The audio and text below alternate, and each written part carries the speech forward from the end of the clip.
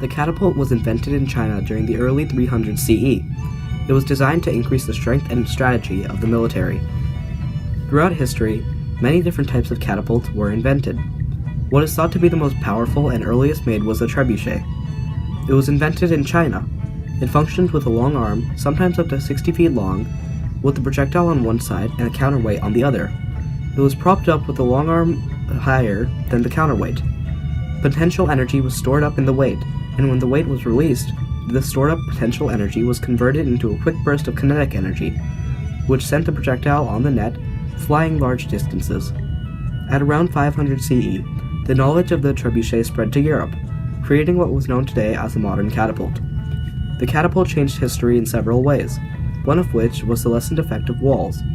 The catapult could make it so you could launch your projectile over or through walls, leading people to create other ways of defense. Catapults these days aren't used for much.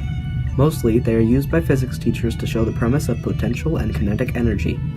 They did lead to different forms of war, however, as they pushed people to create counters to them.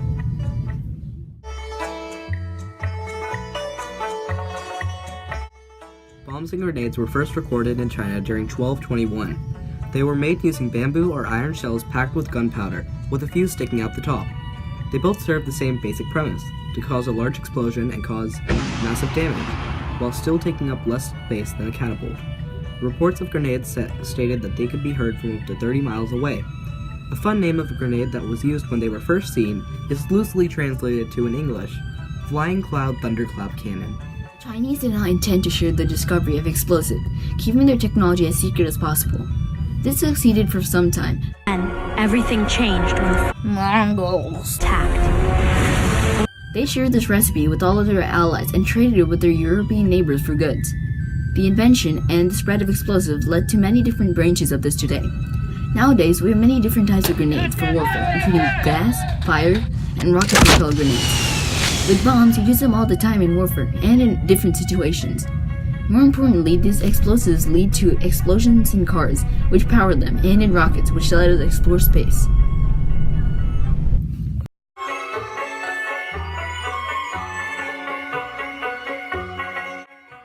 Rockets may have been used as early as 1232 CE. Rockets are fairly simple devices. They use the power of escaping gas to propel themselves. Using this power, you can control the direction a rocket will move.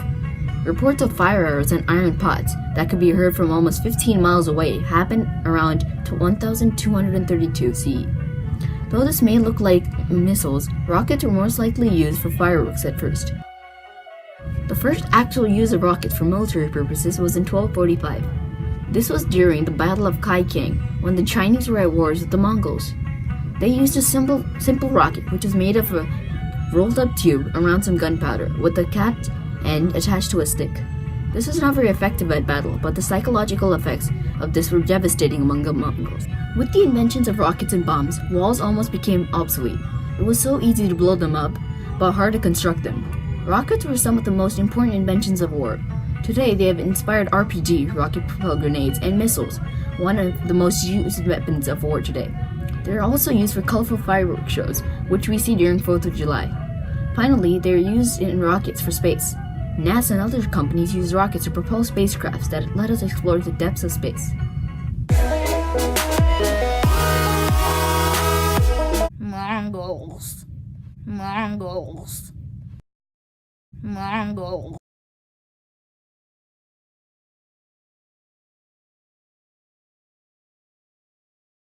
Are you filming this? I'm filming him because bloopers are great. Wait, what?